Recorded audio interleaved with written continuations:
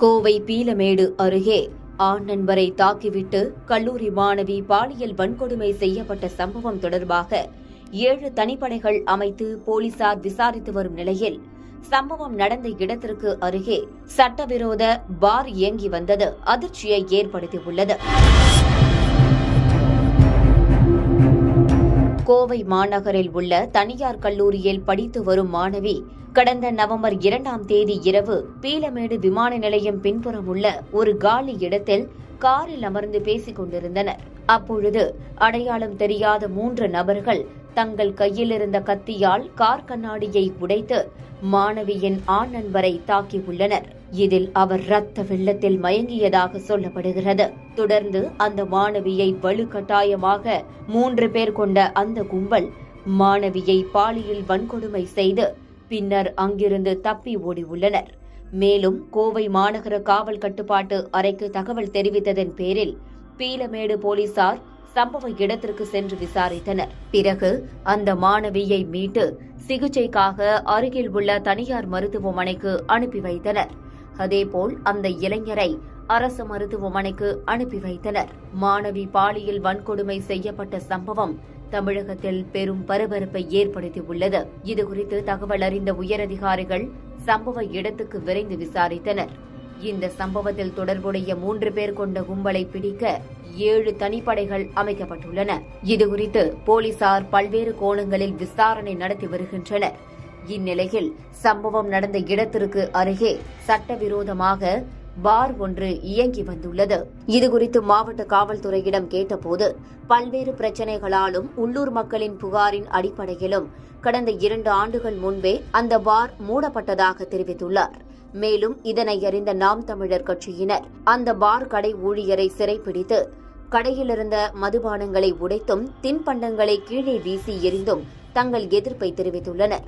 இந்த சம்பவம் தமிழகத்தை உலுக்கிய நிலையில் பல்வேறு அரசியல் கட்சி தலைவர்கள் தங்கள் கண்டனங்களை தெரிவித்து வருகின்றனர். எதிர்க்கட்சித் தலைவர் எடப்பாடி கே. பழனிசாமி பெண்கள் பாதுகாப்பை குழி தோண்டி புதைத்துவிட்டதாகவும் காவல்துறை என்று ஒன்று உள்ளதா என்றும் கேள்வி எழுப்பி தனது கடுமையான கண்டனத்தை தெரிவித்துள்ளார். மேலும் தவேக தலைவர் விஜய் கோவை மாணவிக்கு நடந்த சம்பவத்தை கண்டு நெஞ்சம் பதறுகிறது. அண்ணா பல்கலை மாணவிக்கு நேர்ந்த கொடுமையே இன்னும் ஆறாத நிலையில் அதற்குள் கோவையில் தாங்க முடியாத கூட்டு பாலியல் கொடுமையா என்று கேள்வி எழுப்பி குற்றவாளிகளை உடனே கண்டுபிடித்து சட்டப்படி தண்டிக்க வேண்டும் என தனது கண்டனத்தையும் கோரிக்கையையும் முன்வைத்துள்ளார். அது மட்டுமில்லாமல் பாஜகவை சேர்ந்த வானதி சீனிவாசன் நேரில் சென்று பார்வையிட்ட பின் தனது கடும் கண்டனத்தை தெரிவித்தார். அதனைத் தொடர்ந்து மாணவி பாலியல் வன்கொடுமையை கண்டித்து வானதி சீனிவாசன் தலைமையில் தீப்பந்தம் ஏந்தி பாஜகவினர் ஆர்ப்பாட்டம் செய்தனர். இன்று காலையிலிருந்து இந்த ஒரு கல்லூரி மாணவி பாலியல் வன்கொடுமை செய்யப்பட்ட வழக்கு தொடர்பாக எங்களோட மாநில தலைவர் பிரஸ் மீட் கொடுத்தாரு. நாங்களும் பார்த்தோம். அந்த சம்பவ இடத்திற்கும் நாங்கெல்லாம் மகளிரணி சார்பில் போய் பார்த்துட்டு வந்தோம். இன்று அதற்காக இந்த சம்பவத்தை கண்டித்து ஒரு பெரும் அதிர்வலைகளை இந்த பாலியல் வன்கொடுமை சம்பவம் ஏற்படுத்தி இருக்கிறது. ஏனென்றால் கோவையை பொறுத்தவரை ஒரு அமைதியான இடம் என்பது மட்டுமல்ல, பெண்களுக்கு மிகுந்த பாதுகாப்பான இடம் என்கின்ற நம்பிக்கை ஆண்டாண்டு காலமாக இந்த பகுதி மக்களுக்கு மட்டுமல்ல, பெண் குழந்தைகளை இந்த ஊருக்கு அனுப்புவர்களுக்கு கூட உண்டு. அப்படிப்பட்ட ஊரிலே இவ்வளவு ஒரு கொடுமையான சம்பவம் நடந்திருப்பது என்பது அதிர்ச்சிக்கு எங்களை உள்ளாக்கி இருக்கிறது. இது இந்த பகுதிக்கு ஏற்பட்ட அவமானம் என்பதை தாண்டி எந்த அளவுக்கு தமிழக அரசு, அதுவும் குறிப்பாக அந்த இடத்துல ஏற்கனவே அந்த பகுதி மக்கள் சமூக விரோதிகள் அந்த இடத்தை பயன்படுத்துகிறார்கள் என்று தெரிந்திருந்தும் அந்த இடத்தில் ஏற்கனவே ஒரு சட்டவிரோதமான மதுபான பார் இயங்குகிறது என்று தெரிந்திருந்தும் இந்த சம்பவம் நடந்திருக்கிறதை அவர்கள் கண்டுகொள்ளாமல் விட்டிருக்கிறார்கள் என்பது அவர்களுடைய அலட்சியம் காட்டுகிறது. இன்று மகளிர் சார்பில் ஆர்ப்பாட்டம் பண்ணியிருக்கோம்.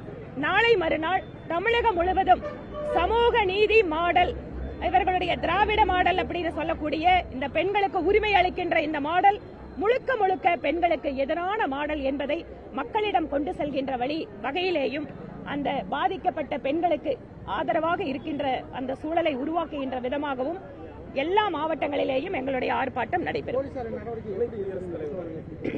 போலீஸ் நடவடிக்கை கடந்த 4 வருட காலமாக நாங்க பார்த்துட்டு இருக்கிறோங்க. இந்த மாதிரி ரொம்ப ஒரு சென்சிட்டிவான விஷயம், ஒரு மக்கள் அதிகமா அதிர்ச்சிக்குள்ளாகிற விஷயம் வந்துச்சுன்னா உடனடியா யார் அவங்க அரெஸ்ட் பண்ணிருக்காங்களோ அவங்க மேல எந்த விசாரணை இல்லாம என்கவுண்டர்னு ஒரே வார்த்தையில சொல்லி முடிச்சிடுறாங்க. அதுக்கப்புறம் அந்த சப்ஜெக்ட் பத்தி பேசுறது இல்ல. இந்த மாதிரி நிறைய விஷயங்களை பார்த்துட்டோம். ஆனா நாங்க எதிர்பார்க்கறது என்னன்னா, நீங்க ஒவ்வொரு வழக்கிலேயும் ஏதாவது ஒரு விஷயத்துல என்கவுண்டர் சொல்லிட்டு விஷயத்தை மூடி மூடி மறைக்கிறதாலதான் தொடர்ச்சியாக இந்த மாதிரி சம்பவங்கள் நடந்து கொண்டிருக்கிறது. தேவை என்ன? எங்கெல்லாம் குற்றம் நடப்பதற்கான வாய்ப்புகள் இருக்கிறதோ அதை தடுப்பதும், குற்றம் நடந்தால் சம்பந்தப்பட்ட உண்மையான குற்றவாளிகள் மீது கடுமையான நடவடிக்கை எடுப்பதும் தான் தீர்வாக இருக்க முடியும்.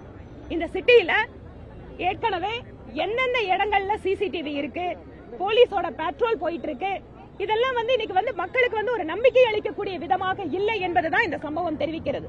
அதனால் காவல்துறை மூடி மறைக்கின்ற வேலையை விட்டுவிட்டு ஏதாவது ஒன்றை செய்து மக்களுடைய கவனத்தை திசை திருப்புவோம் என்பதை விட்டுவிட்டு இனிமேல் இந்த மாதிரியான விஷயங்கள், பெண்களுக்கு எதிரான கொடுமைகள் நடக்காமல் பாதுகாக்க வேண்டும் என்பதுதான் காவல்துறை கிட்ட எங்களோட கோரிக்கை. துணை குடியரசுத் தலைவர் இங்க வருகை தந்திருக்கும் போது மாண்புமிகு திரு CP ராதாகிருஷ்ணன் அவர்கள் வருகை தருவதற்கு ஜஸ்ட் ஒரு 10 நிமிஷத்துக்கு முன்பாக டவுன்ஹால் பகுதியில் 2 இளைஞர்கள் பாதுகாப்பு வளையத்தை தாண்டி செல்கிறார்கள். எங்கள் கட்சிக்காரர்கள் அதை ஆட்சேபம் தெரிவித்த பிறகு அவர்கள் மீது சாதாரணமான வழக்கு போட்டு அன்று மாலையே அவர்கள் பெயிலில் விடுவிக்கப்படுகிறார்கள். அவங்களோட பேர் கூட உங்களுக்கு எல்லாம் பிரஸ் நோட்ல வரல. உங்களுக்கு மீடியாவில் செய்தி கொடுத்த போது கூட மற்ற குற்றவாளிகளையா பேர் சொல்லி போடுற காவல்துறை கோவையில மட்டும் பெயர் சொல்லாம வெறும் குற்றவாளிகள் அப்படின்னு பேர் போட்டதுக்கு என்ன காரணம்? இரண்டாவது, அந்த பகுதி எப்படிப்பட்ட பகுதி? இதற்கு முன்பாக அதே பகுதியில கார் குண்டுவெடிப்பு நேர்ந்திருக்கிறது. தொடர்ச்சியாக தேசிய புலனாய்வு முகமை கோவையிலே எத்தனையோ நபர்களை கைது செய்து கொண்டிருக்கிறார்கள். அப்படி இருக்கின்ற பொழுது இந்த மாதிரி 2 வாலிபர்கள் வந்த விஷயத்தில் கூட காவல்துறை மெத்தனமாக இருந்திருக்கிறார்கள் அப்படிங்கறதா எங்களோட கருத்து. அதுக்காக தான் அன்னைக்கு நாங்க ஆர்ப்பாட்டம் பண்ணோம்.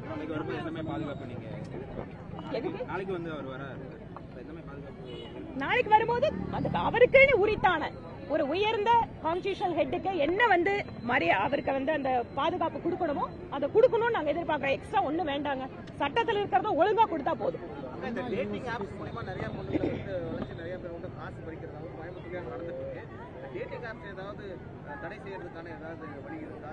டேட்டிங் ஆப்ல பெண்கள் சூறையாடப்படுவதாகவோ ஏமாற்றப்படுவதாகவோ அந்த மாதிரி கம்ப்ளைண்ட் வந்துச்சுன்னு சொன்னா அதனோட டேட்டாவை எடுத்துட்டு காவல்துறை இதற்காக ஒரு ரெக்வஸ்ட் ஸ்டேட் கவர்மெண்ட்ல இருந்து கொடுத்தாங்கன்னா இந்த ஆப் எல்லாம் அதை பிரிவென்ட் பண்றது சென்ட்ரல் கவர்மெண்டோட ரோல். அது நிச்சயமா அதை செய்யறதுக்கு நாங்க உதவிகரமா இருப்போம். அண்ணா யூனிவர்சிட்டி மட்டும் இல்லைங்க, திருச்சியில ஒரு இன்சிடென்ட் நடந்திருக்கு. அது இன்னைக்கு தற்கொலைங்கிறாங்க. எந்த அளவுக்கு அது உண்மைன்னு தெரியாது. தொடர்ச்சியாக பெண்களுக்கு எதிரான கொடுமைகள் அதிகரித்திருப்பதாக நாங்க ஏதோ எதிர்க்கட்சியா சொல்லலைங்க. சட்டமன்றத்திலே அரசாங்கம் கொடுத்த தகவலின்படி பெண்களுக்கு எதிரான குற்றங்கள், கொடுமைகள் தமிழகத்தில் அதிகரித்திருக்கிறது. அது குழந்தைகளுக்கு எதிரான குற்றங்கள், பெண்கள் மீதான பாலியல் பலாத்கார வழக்குகள் 111% தமிழ்நாட்டில் 4 வருஷத்துல அதிகரிச்சு. 135% போக்சோ வழக்குகள் தமிழகத்தில் அதிகரிச்சிருக்கு. 60% பெண்களுக்கு எதிரான வன்கொடுமைகள், அவர்களுக்கு மீதான தாக்குதல்கள் தமிழகத்தில் அதிகரிச்சிருக்கு. என்ன காரணம்? ஆட்சியாளர்களுக்கு டிராமா செய்வதற்கு நேரம் இருக்கிறது. அவர்கள் குடும்பத்தை காப்பாற்றுவதில் காட்டுகின்ற அக்கறையை பெண்களை காப்பாற்றுவதில் அவர்கள் காட்டுவதில்லை. மாண்புமிகு முதல்வர் திரு ஸ்டாலின் அவர்கள் உங்களுக்கு பாதுகாப்பு, உங்கள் குடும்பத்தில் அடுத்ததை யாரை கொண்டு அரசியல் உட்கார வைக்கிறோம் என்பதை கவனத்தை எல்லாம் விட்டுவிட்டு இங்க இருக்கக்கூடிய பெண்களையும் தயவு செய்து பாருங்கள். பெண்களுக்கு 1000 ரூபாய் கொடுத்துட்டேன்னா உங்க பின்னால வந்துருவாங்க, நீங்க சொல்றத கேட்டுருவாங்கன்னு அர்த்தம் இல்லைங்க. 1000 ரூபாயை தாண்டி எங்களோட பெண் குழந்தைகள் வீட்டை விட்டு வெளியே போனால் அவர்கள் பத்திரமாக திரும்பி வர வேண்டும் என்றுதான் எந்த தாயும் நினைப்பாள். அதை புரிந்து கொண்டு ஆட்சி நீங்கள் நடத்துங்க. இன்னும் இருக்கிறது 4 மாசம் தான் உங்க ஆட்சி. இந்த 4 மாசத்துக்காவது பெண்களுக்கு ஒழுங்கா பாதுகாப்பு கொடுக்கணும்னு கேட்டுக்கிறோம். பெப்பர் ஸ்ப்ரே எந்த அளவுக்கு எங்களுக்கு வாய்ப்பு இருக்கோ அந்த இதை நாங்க கொடுப்போம். எந்த அளவுக்கு வாய்ப்பு இருக்கோ அந்த இடத்துல எல்லாம் கொடுப்போம். பெண்களுக்கு இது சம்பந்தமான விழிப்புணர்வும் கொடுக்கிறோம்.